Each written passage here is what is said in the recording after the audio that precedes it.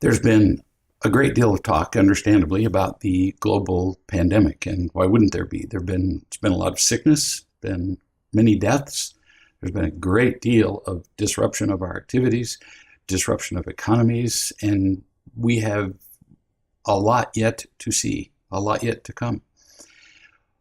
Overall, so far, the solutions that have been consistently identified by experts involve proper identification of the virus and our own isolation from those who are sick, or if we are sick, our isolation from people who are not.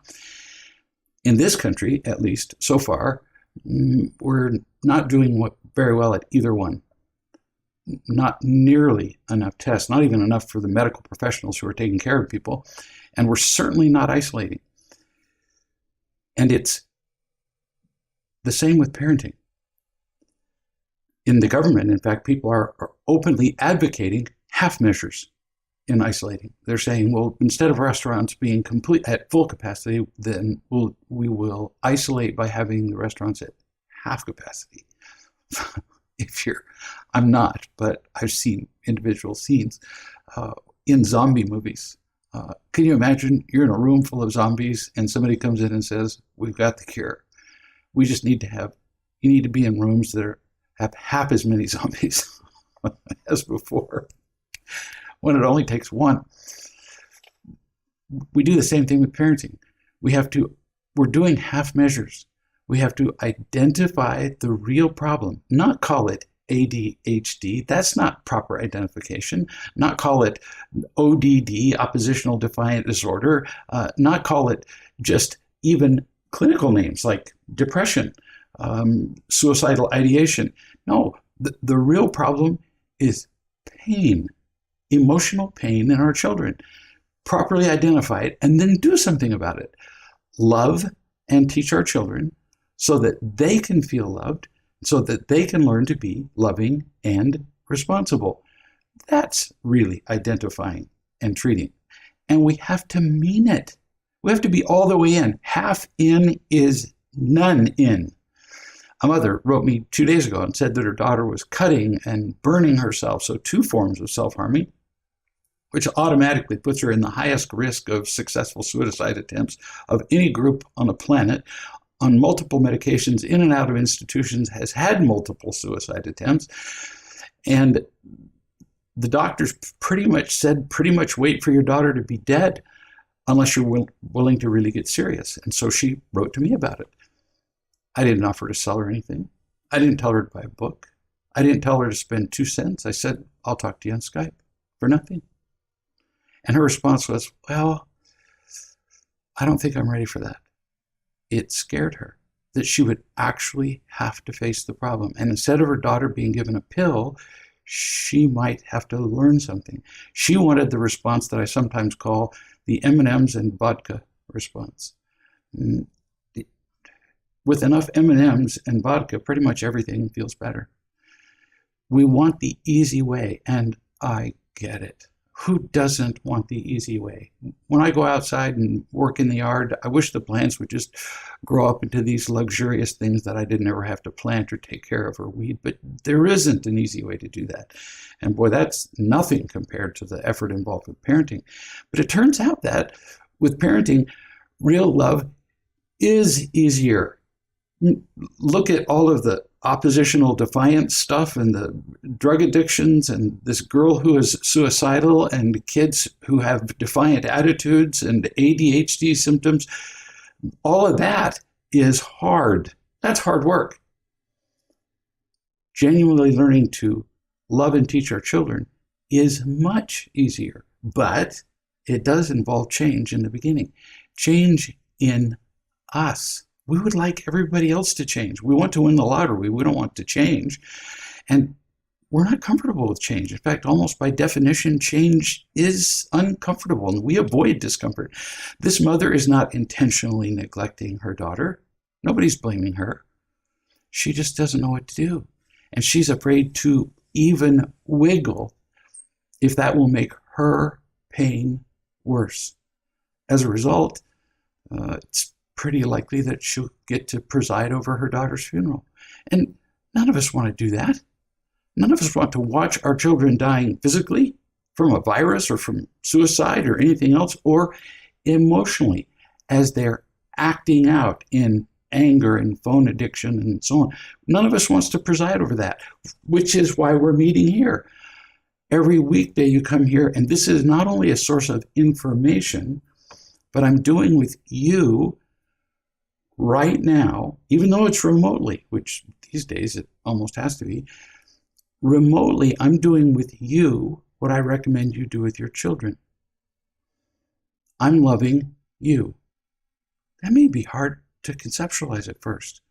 It costs untold thousands of dollars to provide a free Facebook Live. I'm caring about you, whether I get anything in return or not, and teaching you. So I'm doing with you what I'm recommending you do with your child, loving and teaching. And we're going to keep doing it over and over again. Come back. Use the people here as your loving group.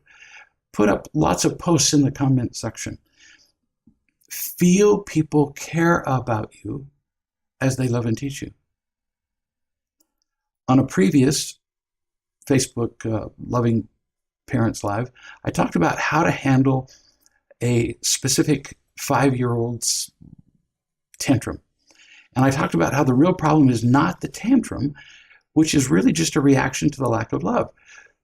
The child is having a tantrum, lashing out to get attention because the child, no matter what the child had done, had not succeeded in being loved unconditionally. We will take a stale cookie over no cookie. We'd rather have a fresh one, unconditional love, but if there's no cookie available at all, yeah, we'll take one that sat on the shelf for a while. We take what I call imitation love, any substitute for the real thing. So attention, in fact, studies have shown that kids would rather be yelled at than ignored, which is a common reason for troublemakers to exist in a classroom. Why did these kids keep acting out and being sent to the principal's office or being disciplined when it's unpleasant? Because some attention, no matter what it is better than none. And that's what this little 5-year-old was doing, throwing a tantrum, and mom didn't like the tantrums, and the kid could see mom didn't like the tantrums, but the kid didn't know couldn't put to words, couldn't possibly at age 5 say to her mother, Mom, we have a communication problem.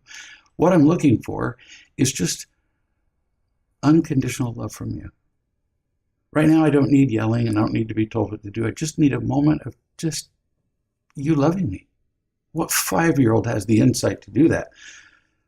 Our parents don't. We often don't as parents.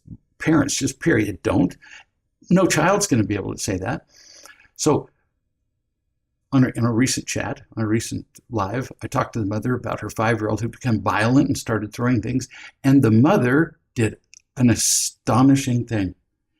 She actually went and implemented what I said. Instead of just taking it as interesting information, she did it. And she wrote yesterday, and she said this to me, quote, this is the mother of the 5-year-old throwing things in a tantrum. My daughter threw a tantrum this morning. So I sat on the floor and I held her tight, not controlling tight, just firm tight. And I stared into her eyes and I told her that I was giving her a love beam. Now, I didn't give her those specific instructions. I simply said what your daughter needs is to feel unconditionally loved. She made this up on her own. Brilliant.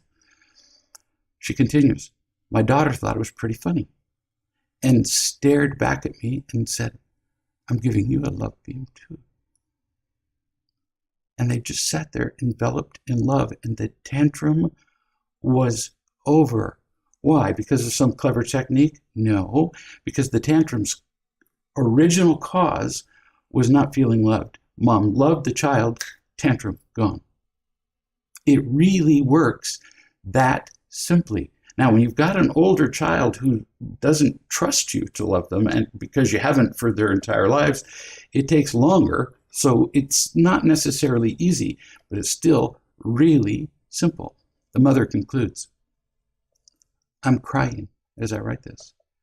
It reminds me of times that I've sat in church and heard about being wrapped in the arms of God's everlasting love. End quote. And then she says, and that superhero love beam, thanks for helping her with all my heart. Well, you're welcome, but you did it. I've given similar counsel to untold hundreds of thousands of people.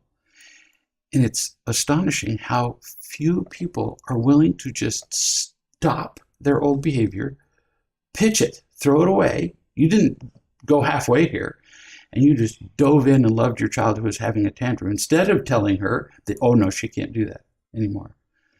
This is what I mean by fun parenting and effective. Consider how these tantrums usually go at home.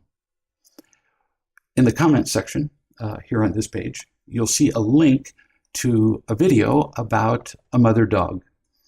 And it's in a foreign language, so I have no idea what the owner is saying, and who cares? Just look at the dog. This is a dog who can't speak. So the mother dog is sitting there at the little gateway, and on the other side of the gate are, I didn't count them, 8 maybe, little pups just jumping up and down on top of each other and howling and barking and behaving utterly with utter chaos. And the owner opened the gate, and in comes the mother dog, and the mother dog just stood there, utterly calm. And several of the little pups started to calm down and sit down. Now, what were they all fussing about? They wanted to be fed by mom. But mom, this has got to be instinctive because I doubt that there's a dog parenting school. It doesn't work as well for the pups. If mom's excited, the milk flow is less, for one thing. And if the dogs are rewarded for being aggressive and chaotic, because then the more aggressive dog gets fed more, and that's how we get the runt of the litter. This mother instinctively knew that, no, this isn't how we do feeding. And so there were several times that the mom, she nuzzled them, let them know that she loved them. And there were several times she barked at them and growled. Now, I'm not advocating that humans bark at their children, but since dogs don't speak, all she was doing was being firm. Hey, you lie down. And she'd bark, and they'd all just lie down. And she'd look around, and she'd wait, and a couple of them would come up behind her, one she couldn't see. And she'd look around behind her and see them moving, and she'd bark at them, and then they'd hold still. And once they were calm, because she simply insisted on it, but she insisted on it calmly, then they behaved, and then they got fed. So she loved and taught them through the entire experience. If we could do parenting that well as the dog, the whole world would change. No kidding. I recommend you see it. Here's somebody who writes and says, thanks so much for getting this loving information out now at such a challenging time. My question is this: my youngest son, age 9, is mirroring my faults very clearly and most of the day. I can cope with this from calmness and the amount of real love I've been getting for myself for a while, but then I run out.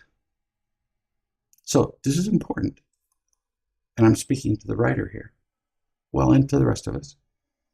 Where are you getting this real love for yourself? Like you said, the amount of real love I've been getting for myself. Most people say, well, I get real love from, and then they name a friend who isn't doing any better than they are.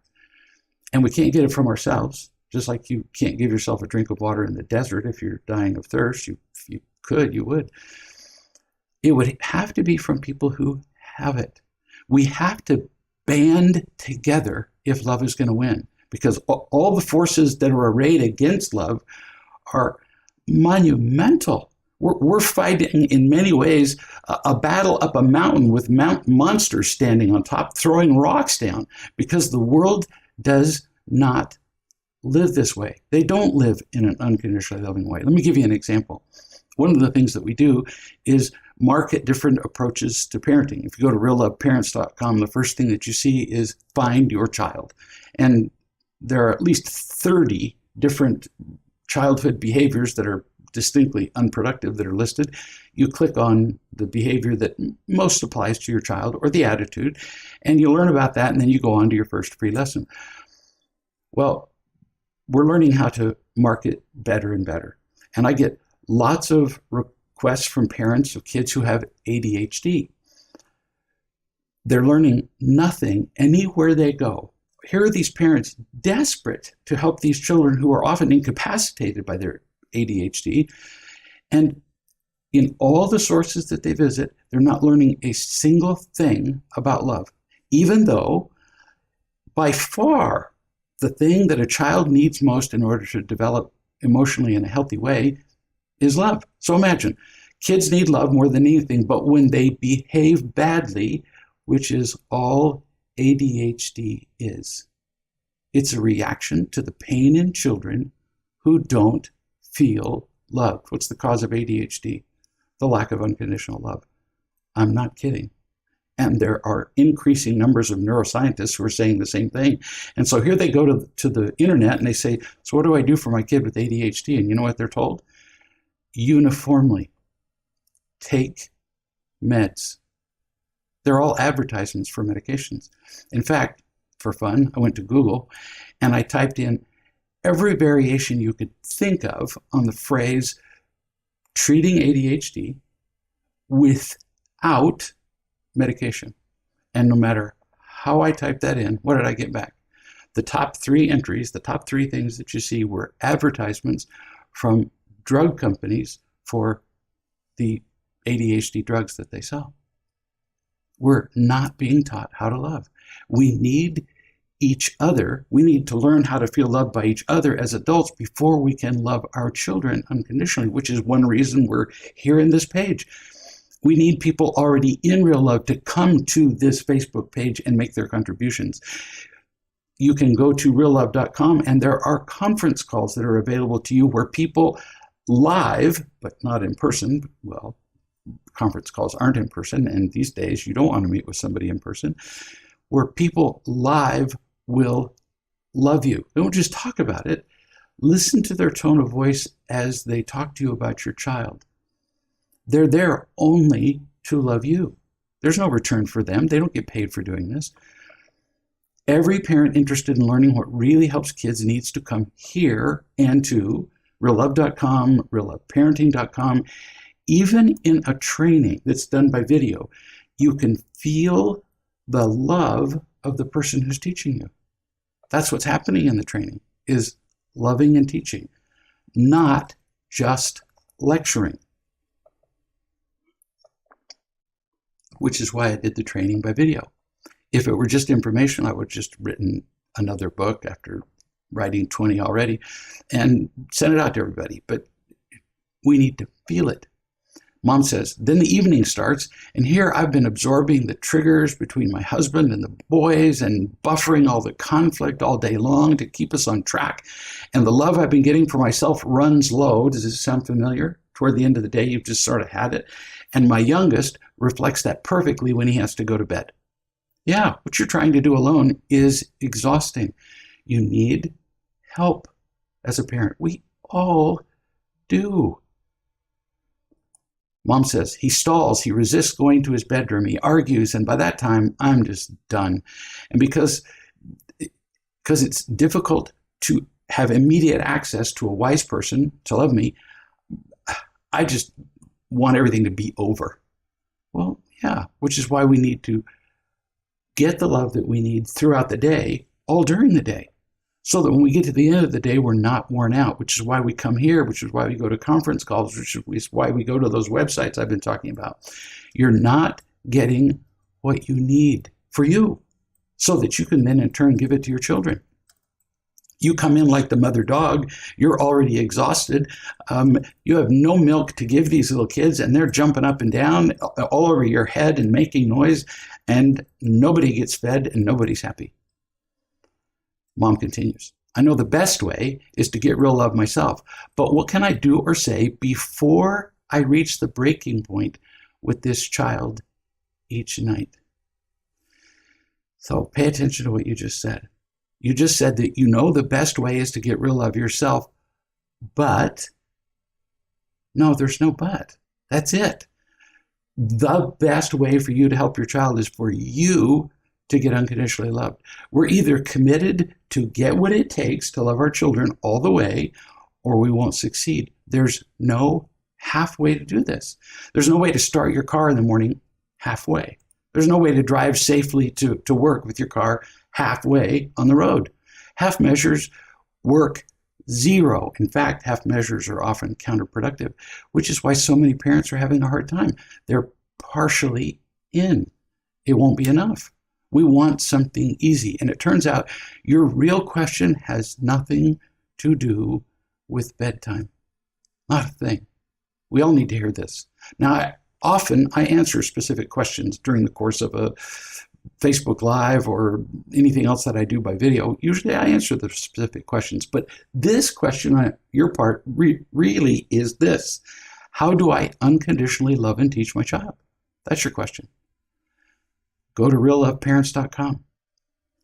Click on one of the Find Your Child's. Watch the first free lesson. Take the training. Take the whole course. In Chapter 7, for example, I devote 45 entire minutes, 45 minutes just to bedtime and what you can do. But you see, the 45 minutes in Chapter 7 won't make sense to you, and you won't be able to implement them until you've done chapters 0 through 6. So there isn't an M&Ms and vodka answer to this. If you were to just simply take the words that I say to you to say to your child and go say them, you'd still be anxious enough that it wouldn't make any difference to your child.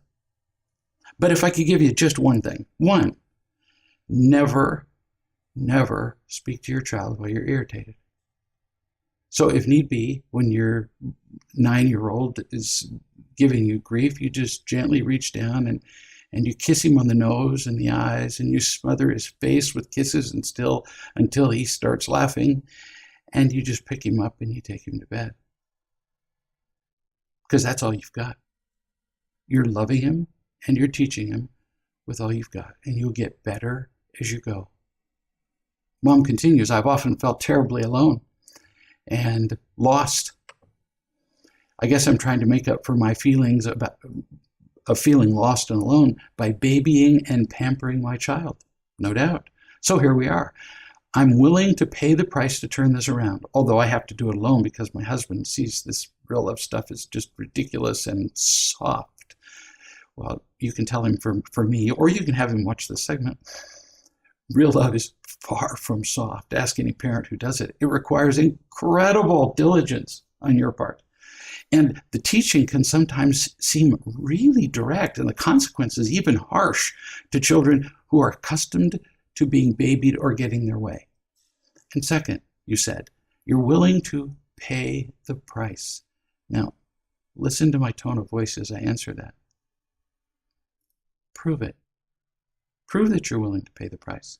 I hear from parents every day who say that they're willing to do anything to help their child. And as soon as I describe the next thing that they need to do to help their child, pretty much their answer is, well, everything but that. Everything but take the parenting training. Everything but go to the conference calls and come here to the Facebook Live page. We all want to do the bare minimum. But that's not going to be enough. So if our children sense that we're not giving them enough, they're guaranteed to keep trying it their way over and over with the same failures and frustrations. Real love is incredibly powerful, but it's dramatically different. So it requires learning on our part. The course is just the beginning. Then you're just inundated with support materials and with people that you can talk to, and you get to come here. Parenting requires all the dedication in the world. Why? Because it's the most important job in the world. No kidding. I was a surgeon for 20 years, and it wasn't nearly as important as this. Yeah, I saved some people's lives and helped them function better and saved their vision. And if they were unhappy before I did that, they were unhappy afterward. They like seeing better. They like being alive better, or at least some of them did. But being a parent changes their entire lives. So do whatever it takes. Like you said, be willing to pay the price. Next subject. I'm so glad, says this parent, to have found this site. We're thrilled to view the videos because as a family, we watch the videos over popcorn every night. It's better than reality TV shows. And I'm glad you're having fun with this. This is what I mean when I've said that parenting is the greatest responsibility in the world, but it's also fun.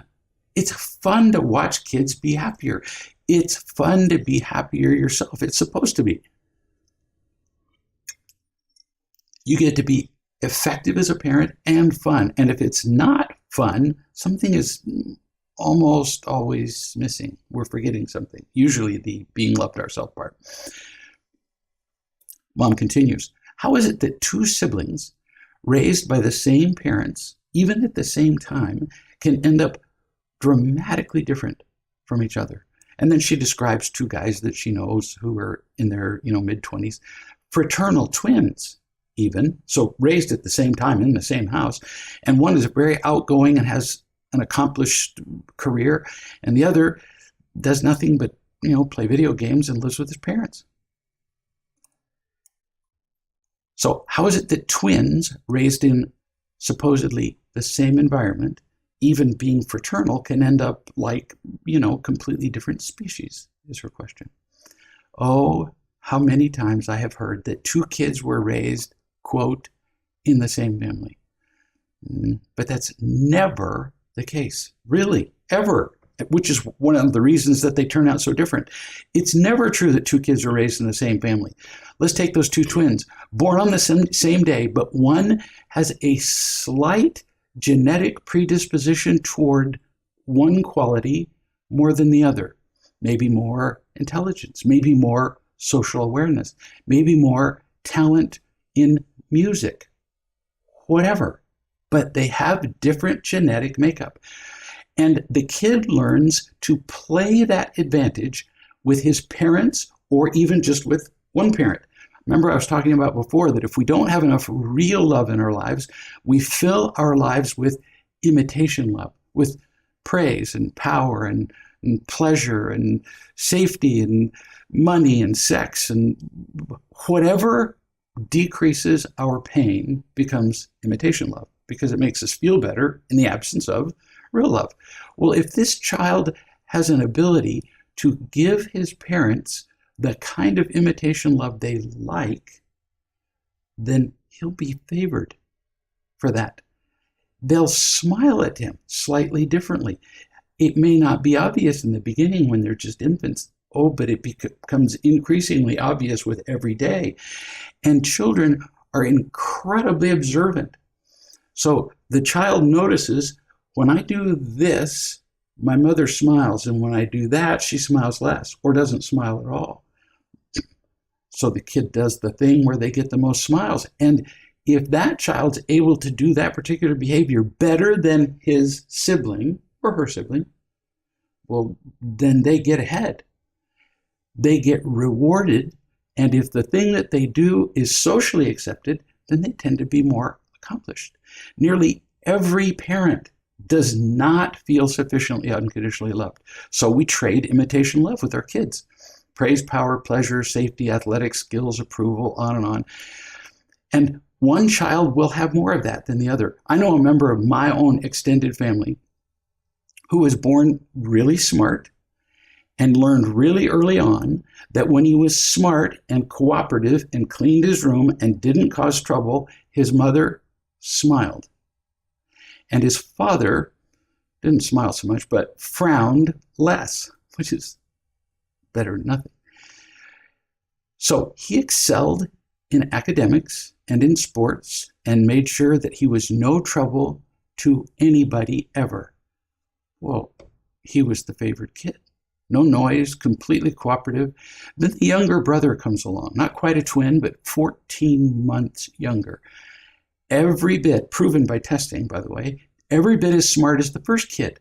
But now he's, although raised in supposedly the same house, certainly not the same environment, because he's 14 months behind the first kid in everything. No matter what he does, he's behind, and people are going to say, oh, wow, you don't do that as well as your brother. And they did say that all the time. And he was a little physically smaller. Oh, kid was doomed. So couldn't be as athletic. He would achieve something academically or intellectually, and people would compare it to his brother, which was always less, even though the kid was probably slightly smarter than his older brother. He was always in behind. He was always behind, especially in winning the favor of the father. So what did he do? If you do something over and over again and it doesn't work, you can either try harder. He did. Every kid tries to win the approval of their parents, or you give up. And so the younger kid, only 14 months younger, gave up trying to be the golden boy and decided instead to get the rewards, which he experienced early on in school, of being the class clown. Well, he got a lot of laughter and attention at school, but it turns out that with his particular father, it was a really bad decision. But it was the only one he could see. Being the golden boy was taken. So he chose to be the clown. Some kids choose to be the social one. Some kids choose to be the athlete. We choose whatever it takes so that we get some measure of at least imitation love if we can't get the real thing. And so the trading of imitation love worked out really well for the first boy. He worked hard, did well in school, and in return he was praised and given a sense of meaning and worth. The younger boy went to school and he entertained everybody and laughed and goofed around, and when he went home he continued to laugh and goof around, which turns out his father didn't think was funny at all. But it was the only skill he had by then. The second boy became severely discouraged. He did a lot of clowning at home and at school, and then eventually gave up, because you don't get the same rewards for being a clown as an adult that you do when you're 3. And to this day lives in the woods like a hermit. No kidding.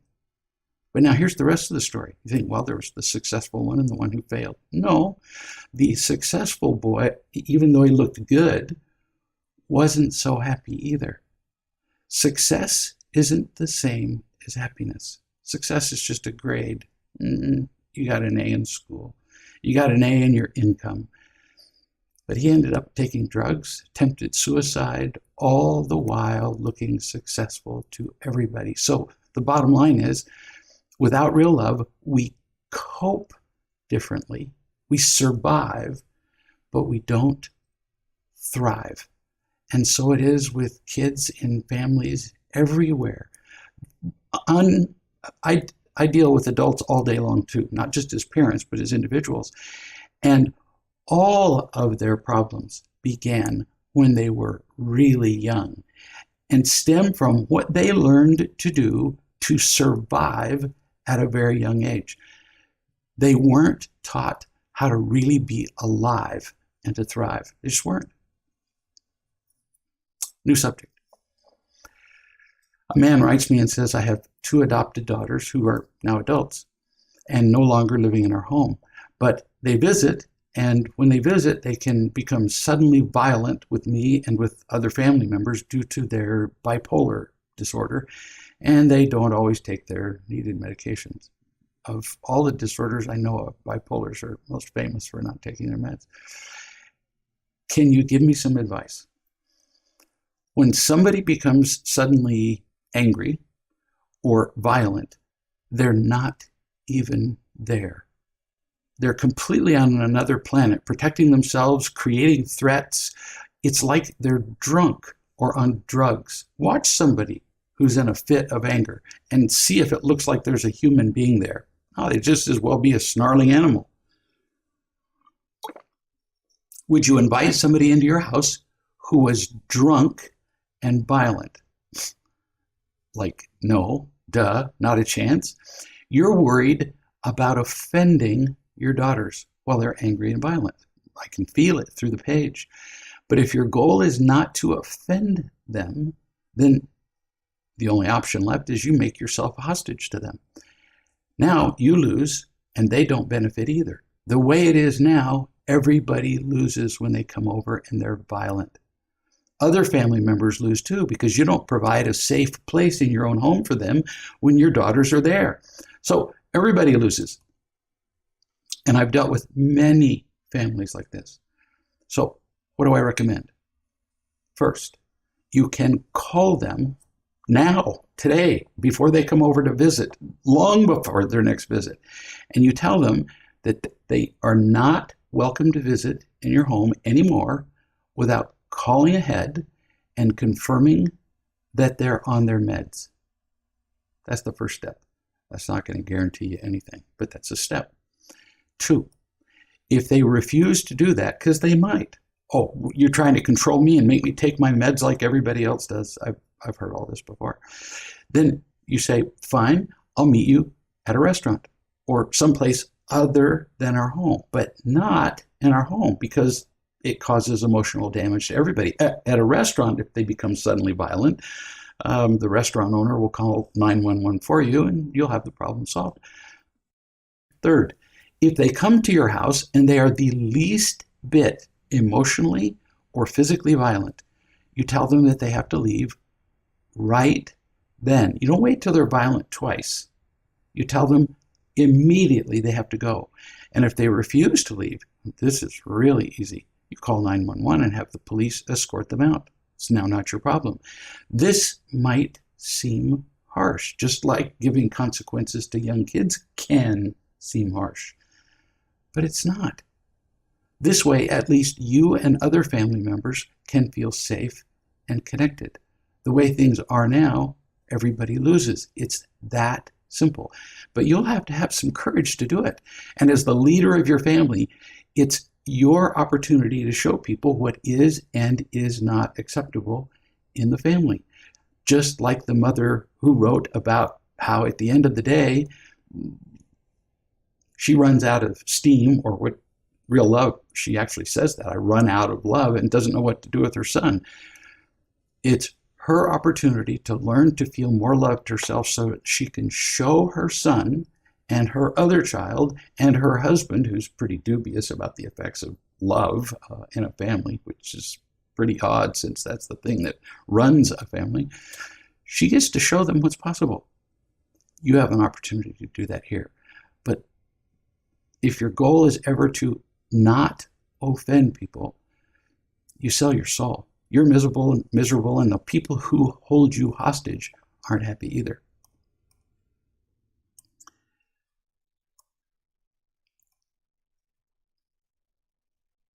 I received a phone call, actually a phone video, from a man whose entire life has been transformed by the principles of real love. He was just not a happy man. He was alone and unhappy for his entire life till he was in his 30s.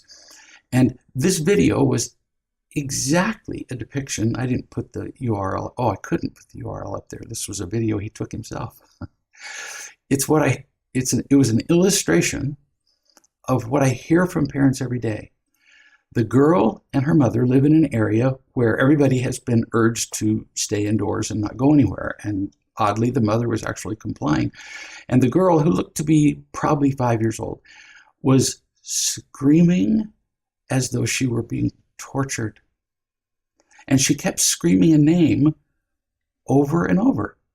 And I didn't understand at first what she was screaming, because it's hard to hear somebody who's, blubbering mucus down their face and screaming really loudly. It was the name of a local restaurant where she wanted to go out and eat. And the mother was explaining repeatedly that the restaurant was closed because the government had told them to close it. And every time the mother would say it was closed, she would scream louder. It was really obvious that the child had been taught by the mother on other occasions that if she screamed more loudly, then the mother would just make it happen.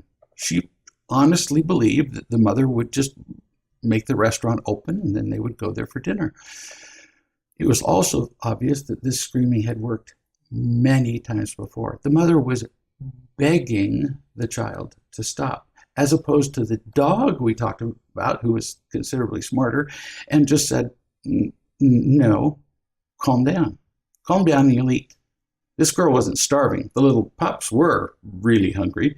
And the mother dog just went, I got all day to wait till you guys calm down. And they did. And she did it without words. She touched them, she nuzzled them, and insisted that they behave. So in response to the screaming, Mom was petting the little girl's head and saying, oh, I'm sorry, I'm so sorry. She was apologizing for not being able to deliver what the daughter wanted immediately. She was apologizing that she couldn't fulfill her daughter's almost inexpressible entitlement. And she was apologizing that anybody would ever have the gall to inconvenience this precious, privileged little girl. So after a while, the girl gave up on that particular restaurant and picked the name of another restaurant. Well, why wouldn't she? I mean, Mom didn't tell her that there's no choice, so she just kept going. Mom kept apologizing. Another restaurant, and then another, and Mom finally explained that she was going to have to eat whatever Mom prepared, which apparently was a rare event, because when she said that, I thought the little girl's head was going to pop off. And this is how you raise an entitled child, by giving them everything they want, apologizing when you can't give them everything they want, or frankly, giving them anything when they behave this badly. What we do is love and teach. We're not here to give children everything they demand. In fact, that will just ruin the rest of their lives. Many parents believe that it's their job to protect their children from any pain. This mother believed that, and that's completely wrong. It is our job to give them what they can that's good for them, but not even just everything that we can. That, again, that just breeds an entitled child. It confuses the child literally to emotional death. So what is the job of a parent? to love and teach. No surprise. Teach what? Teach the child, as we talked about yesterday, the purpose of life, the purpose of our family, the purpose of being, to feel loved, to be loving, and to be responsible. That guarantees happiness. And anything other than those three things will lead us to gross unhappiness, or even, as in the case I was describing earlier, of the girl who's cutting herself and burning herself, it can lead to death. So what can you do instead when a child screams for a particular thing? We're going to get real practical now. And this would actually apply to the mother who says, what do I do at bedtime, to the child who won't go to bed. Child demands to continue playing the game, like the kid who won't go to bed. Child demands a restaurant, candy, something in the checkout line while shopping.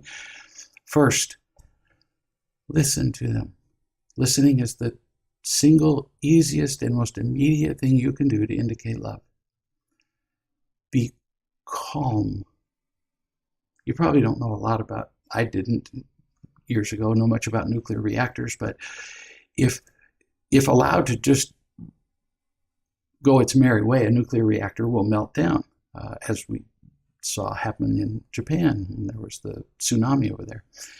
But what they do is they put what they call either buffing rods or control rods, is the more commonly used term now. They put control rods of graphite or other material down into the nuclear reaction, and it just absorbs some of the reaction.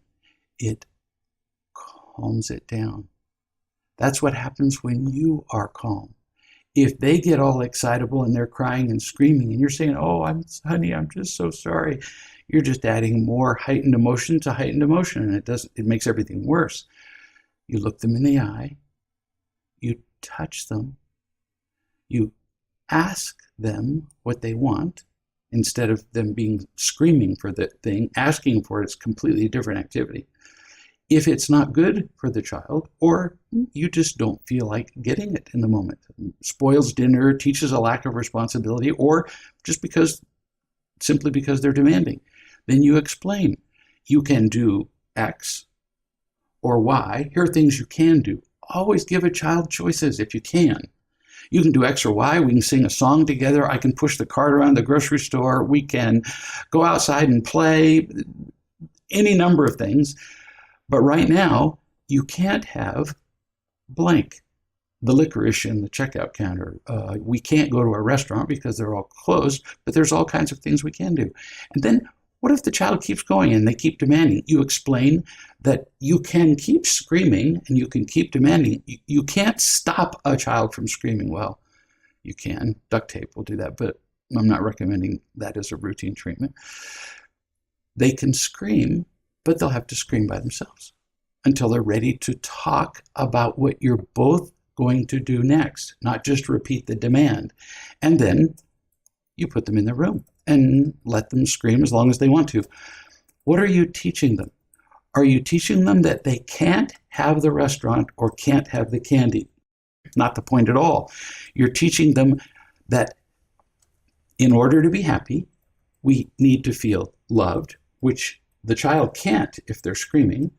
We need to be loving, which they can't be doing if they're screaming, and be responsible for our choices. None of those are happening with the child screaming.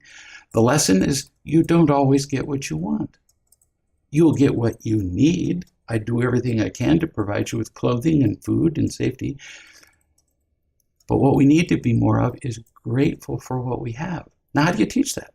You can do this with a 5-year-old screaming, snot running down her face child. You pull out a piece of paper and you say, so list the things that you're grateful for. Gratitude is an almost instant cure for entitlement if you do it consistently.